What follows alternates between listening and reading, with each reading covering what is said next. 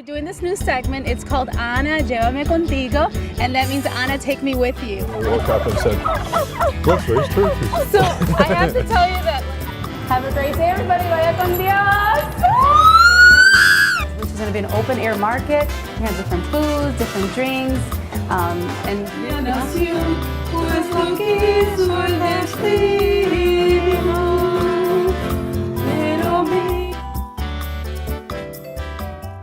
Welcome to a special edition of the Ana Show. We are in Cleveland, Ohio, at the Cleveland Metroparks Zoo inside the tropical rainforest. And we are seeing the new babies, the new baby otters. So Curator Tad is with us this morning. How are you? Doing very well. They are so adorable. Tell me about them. Well, these three little guys, they're three little boys. They were born on September 24th, and they were born here at our rainforest building. And we have two actually new parents. The mother's name is Bitsy, and the father's name is Kibble, and they're first-time parents, and they've done very well. Oh, good. And so what are the names of the babies? Well, we just had a naming contest, and the three winning names were Adi, Bijou, and Sipto. Where did those names come from? They're actually Indonesian names, really? Indonesian boy names, and so we wanted something that was geographically correct for the boys. All right. So I was telling some of my friends that I was going to come see the otters, and they're like, "Oh, are they like ferrets? Can they be pets? Probably not. They're not that friendly, are they?" No, otters can be kind of aggressive at times, but they're also pretty smelly too. They have a very strong musk to them, so I don't think I'd want one in my house. All righty. And are they furry or smooth when you touch them?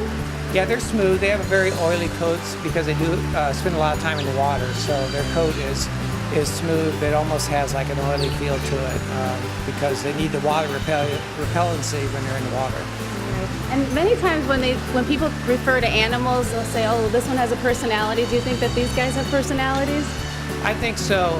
The parents definitely do, and the keepers can notice, even the three youngsters, that they all have their distinct personalities as well. All right. And so what would you say about the three youngsters? What kind of personalities do they have? Well, it's like any group of three boys, right? I mean, there's one who is the kind of the dominant one of the bunch. There's the one that's kind of the adventurer, and then there's the one that kind of stays in the background a little bit more.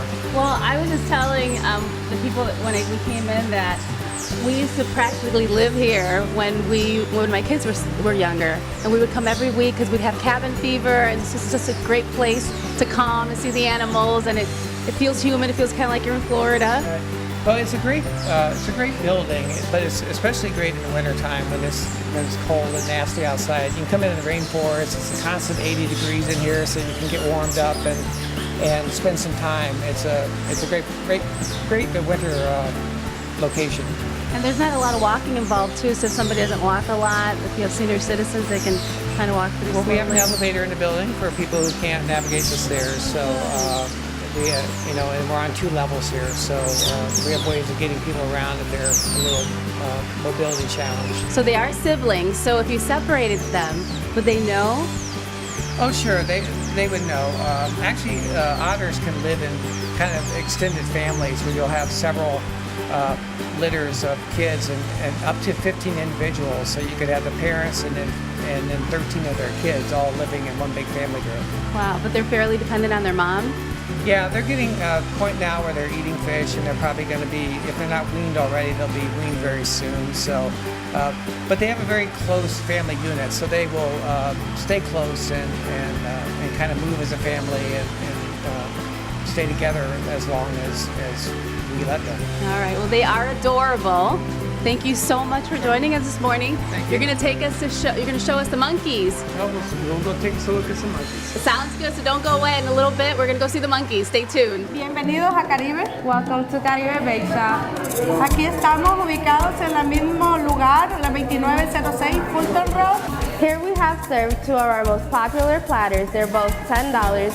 Come with a rice, a meat, a side. Sándwich cubano, sándwich de pernil, sándwich de jamón y queso. La gente puede ordenar para fiestas, para bodas, para cumpleaños. You can feel the love from just all of our customers here and how much they support us. La Mexicana, you can grocery shop and eat authentic Mexican food for lunch or dinner. And on Saturday morning, they have the best tamales anywhere in the country. Enjoy their fresh bakery. Bread rolls for 40 cents, only 60 cents for donuts, Mexican liqueurs, cookies, and chocolate treats. And they have great prices on meat and exotic vegetables. Visit La Mexicana, located on 170 East Washington Street in Painesville. La Mexicana, su tienda para todo. I tell everybody about this place, La Mexicana. Hi, my name is Amparo Vega. I'm the owner and founder of Original Cleveland Watch Company. If you're a nonprofit or a high school looking for a unique way to fundraise, I can make you lots of money. Give me a call. The time is right to earn hundreds, even thousands of dollars for your fundraiser and show your school spirit. You can make up to $12 profit per watch and showcase your business or non-for-profit. Call now, Original Cleveland Watch Company at 216-905-3715. We are here with Judge Jazmin Torres-Lugo. She's the first Hispanic female judge in Cleveland. Yes. Congratulations. Thank you. I appreciate that. Yes. And Thank you for the invitation. Oh my goodness, absolutely. Wouldn't miss it for the world. Oh, so this isn't the first time, this isn't your first rodeo as running for judge. No. I have attempted to become a judge 4 times before this one. So 2017 was our year, and I have the honor to have the Cleveland voter support, and I'm here. Tell me about the process of running for judge. How much work are we talking about? Oh, a lot of work. Okay, we were campaigning for a year. Every day until 9:30, 10 o'clock. At night? At night. Saturdays and Sundays. You like to go, you have to go out and try to meet everyone you can. And every time they get to know you, they then get to know the person that is going to become a judge. And for them, for every voter, it's important to know that they are electing a fair judge. And why do you think 2017 was your year? I think that many components. I've been out there for years, okay? So they already knew a little bit of me. I've been a private practitioner for 29 years rather, and I did a lot of pro bono cases for single mothers, for seniors. So they got to know that side of me, how important was for me to give back to the community and how we could serve the community. So I believe that throughout the years you form some bonds, your friends become your family, and they are the heart of the community. So I believe that's what made it this year. Cleveland Municipal Court is the first court that people get in touch with in the legal system. So we wanted to call it the People's Court. It's misdemeanors only. We do not see felonies. We only see arraignments for felonies. So it's a court that brings a lot of opportunities for the people that visit us. So there is a lot of programs that we have to help them. So we can truly make a difference in somebody's life. So you want to be helpful to those individuals. At the same time, you want to protect a community at the same time. So like life, if you're a mother, you know about balance.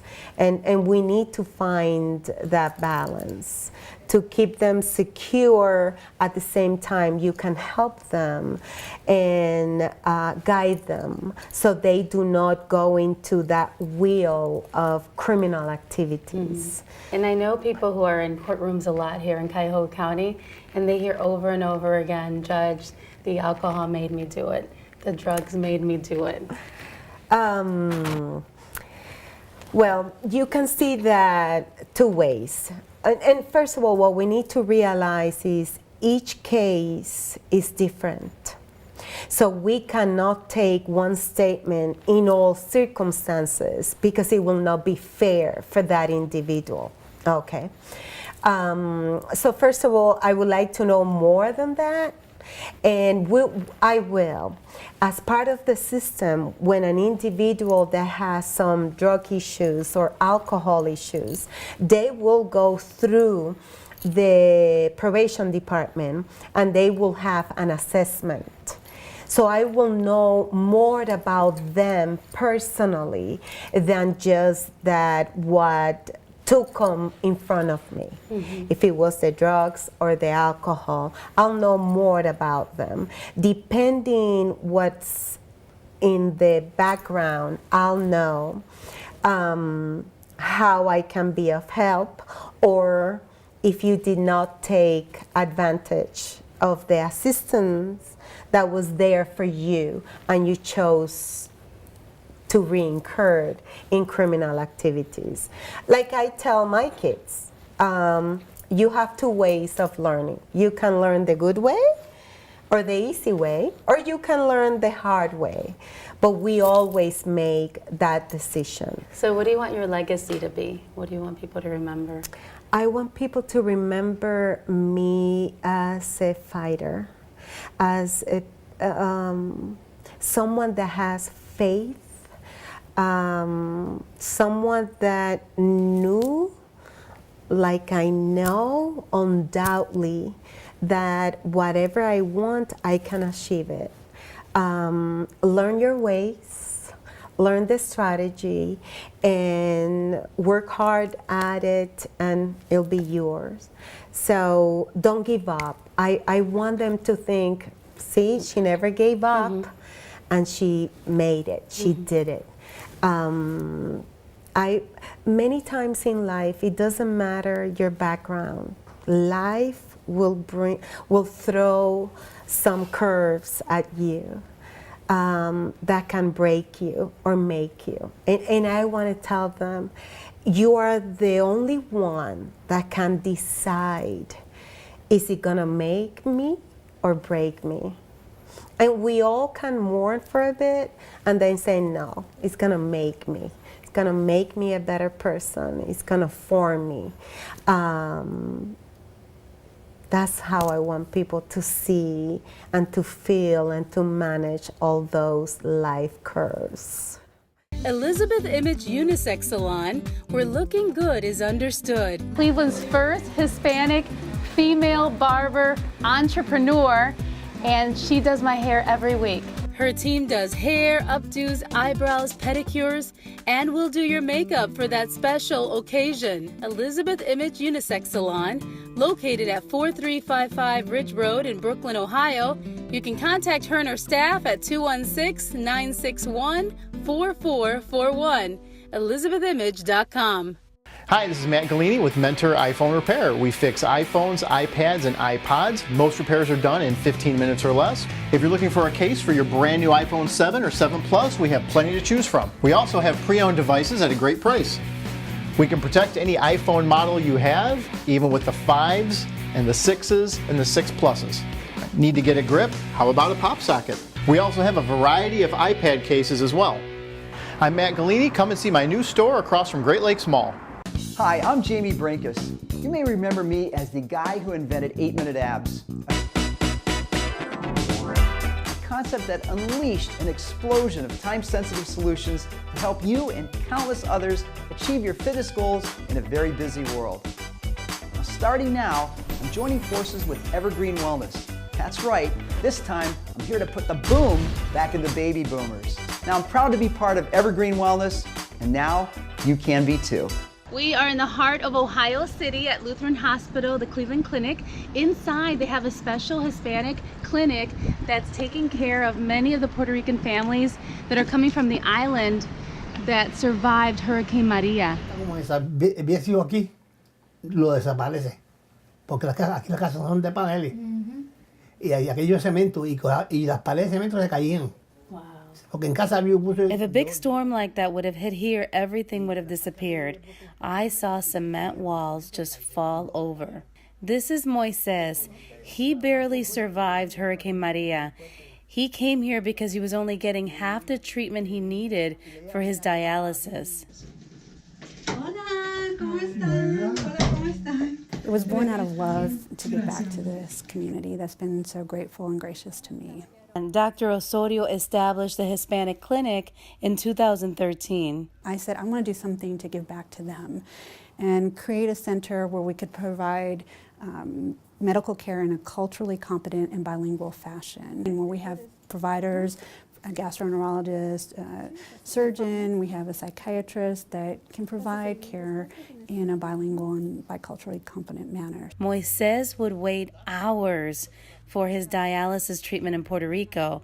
Here, it only takes minutes. Luckily, she was able to bring him over here, and within a day or two of being hospitalized here at Lutheran, he felt much better. Some of his problems went away, and so the family's been grateful, and I've been grateful too to have an influx of patients that have been displaced from Puerto Rico, because that's why we're here. We're here to help people.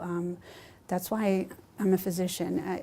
I want my life to matter. I want to make somebody's life be better, and my heart went out to all the people that have been displaced and are still without electricity. Tell me about the process of someone who's coming from Puerto Rico and does not have insurance. Will the Cleveland Clinic take care of them? We have a rating system, so and we will try to also, for people that qualify, to get them insurance, but we will also see them without insurance.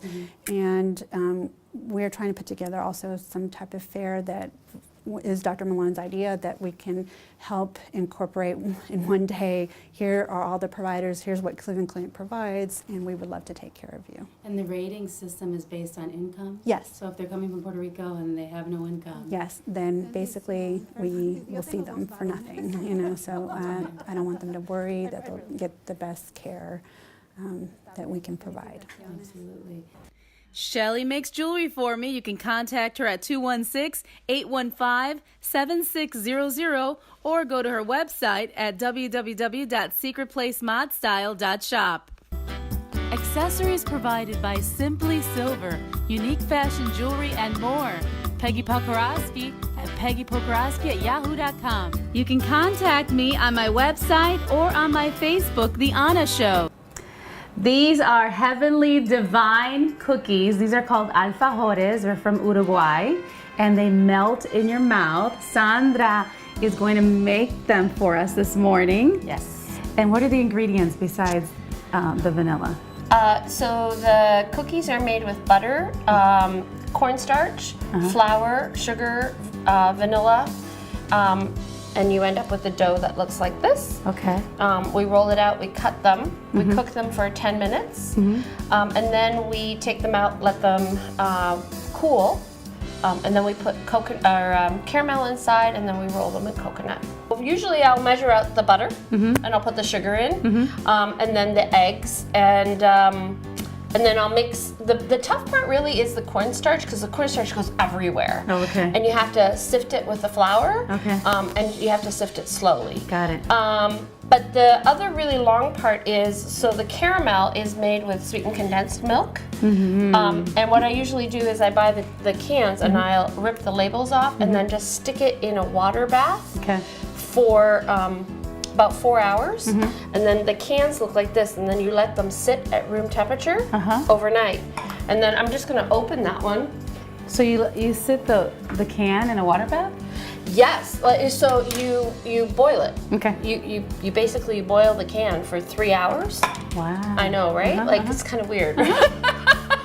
Just a little bit. It's like, you come home and it's like, honey, what's for dinner? Oh, I got 3 cans of sweetened condensed milk going. I've had them going for 3 hours. So yeah, once you open them, inside is this amazing caramel with, you know, in Spanish it's dulce de leche. No way, that is so awesome. Yeah, that's so cool. Yeah, so then and it actually tastes like caramel? Oh my gosh, it tastes like exactly like dulce de leche. Oh my goodness. So you just boiled this for 3 hours and ta-da, you got caramel. Yeah, you can't open it when it's hot or you're gonna be like wiping caramel off of your ceilings and everywhere. So you do need to let it cool. Oh, yum. So you have to let it go for how long? You usually let it cool overnight.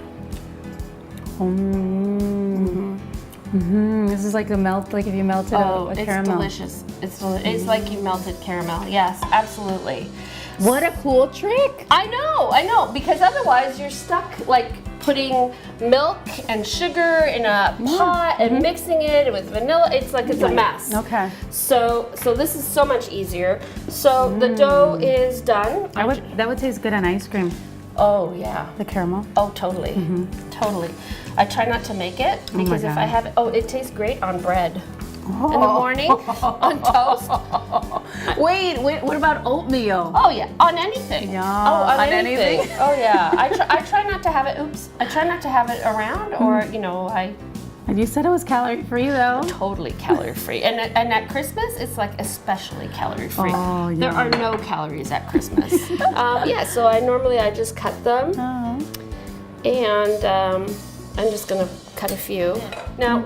I made these kind of quickly, so they're kind of a little mess, but you don't want them to brown. Okay. So they're usually 10 minutes in the oven, and then when they come out, they look a little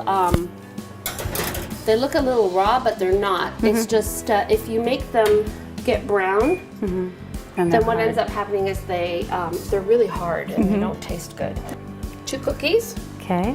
And so the bottom parts together? Okay. Together. And you can see they're not very dark. No, not at all. So I'll take a little bit of coconut, and sometimes a little bit of the caramel. Sometimes the dulce de leche comes out hard, like firm, and that's great because you want it to stay. And sometimes it comes out like runny. And when it comes out runny, you have to be a little bit more careful with it, but this one turned out not so bad. So here's a knife. And you can't squeeze the cookie too tight because if you squeeze the cookie too tight, then it will break. So it's just kind of back and forth until the coconut starts coming out the sides. And then I just sort of run my knife along the outside, and if I need to, I'll just grab a little bit more. How long, so say you don't want to use this right away, will it be okay if you leave it out? Oh yes. You don't have to put it in the fridge or anything because it'll get hard maybe? I put it in the fridge. Mostly because then it's out of sight, out of mind. You don't need it. Like I want to keep between the lines, it's not working. It's very forgiving. It's very forgiving because you're so nice. Once the coconut goes on it, no one can tell. Look at them. Half of them are like, oozing out. They're good. They're good. So I'm gonna have some alfajores from Uruguay.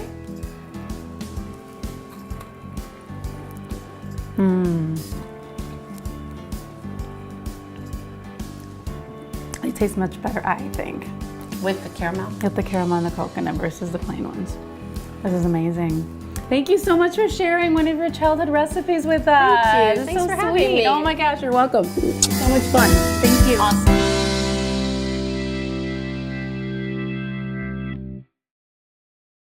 Welcome to a special edition of the Anna Show. We are at Cleveland Metroparks Zoo inside of the tropical rainforest. It's like 80 degrees, great place if you have cabin fever. And we are here today with the curator, Tad, and he's going to show us some monkeys. Hi. Good morning. Good morning. Nice and warm this morning. Yes, yes. So tell us about the monkeys. Well, right here we have our group of Francois langurs, and they are a monkey species that come from Asia, and they're in our langur exhibit here. And one of the interesting things about these guys is that you can tell they're great arboreal animals, which means they live in the trees, and they do a lot of leaping between branches and stuff. And you can see they have very long tails, and those tails are kind of a counterbalance that they need to do all the acrobatics in the tree that they have to do to move around. They're so sweet and cute. Are they usually friendly?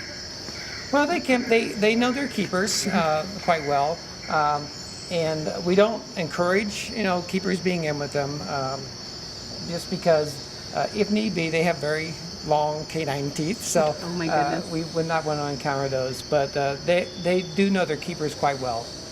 And so when they're born, are they black also? No, actually, when these babies are born, they're a bright orange. Bright orange. Yeah. Oh my goodness. And one of the theories behind that is that they're bright orange because when they're in a group, all the females, not just the mother, but all the females help with the baby, and they kind of do a lot of anting and taking care of them. And so one of the thoughts is that they are a bright color, so it kind of draws attention, like, hey, we have a baby here, so everybody help out. And so what makes them turn black? Well, it's just a maturity thing, Okay. And usually when the babies get a few months old, they start to turn a dark color, and then eventually by the time before they're 1 year old, they are completely black like this. Oh my goodness. So are there usually more females than males, or they come in groups? No, it's actually kind of a chance thing, right? Just so happens these two youngsters here were actually the last two babies we had born here at the zoo, and they were born one day apart, which is kind of unusual timing for us. Right. But they turned out to both be females, which was kind of unusual. Usually you'll have like a male and a female, or sometimes two males. So when we're talking about these monkeys, who's more aggressive, the male or the female? Well, the male could be, only because one of their jobs is to protect the troop, so they're kind of the protector for the troop. So if they're upset or anything, the male's going to come forward and be the aggressive one, because that's his job. So what if the female monkey wants a kiss? Who's more aggressive, would you say? Well, I think that she certainly sends signals to the male, right? And I'm sure he's very receptive to those signals. I think I read that if she asks for some love, and she actually will bite the male. That can happen, yes. I think all their tactics are a little different, though, from female to female, right? Yeah, absolutely. So for the Spanish phrase of the day, we want to say that these South American porcupines are very cute. So we would say, son tan lindos. They're very cute, right, Tad? You said that their nose, you just want to just honk their nose. Look how adorable they are. Yeah, they're so adorable. And you don't want to grab anything because you might get some quills in you, but like the one you're holding there, actually. So. Yeah, the quill. So if somebody were to get stuck with the quill, they'd probably draw blood, right? But he looks very content. Yeah, actually, this is the female up here, and this is the male. He's a little more inquisitive than the female is. So. Okay, well, they are really cute. But what's really cool about these guys, other than the fact that they're really cute, is that they have prehensile tails, which means they can use their tail to wrap around things and support themselves. See how they're wrapping their tail around the branches and stuff? And so it seems like their quills are like standing up a little bit. Well, his might be a little bit. He's, kind of curious as to what's going on here. But you're getting a vantage point that most zoo visitors don't as well. So wonderful. Yeah. Well, they're very cute. So we would say that in Spanish, son tan lindos. Can you say that? Son tan lindos? Son tan lindos. Son tan lindos. Oh, thank you so much. You're welcome. Vaya con Dios.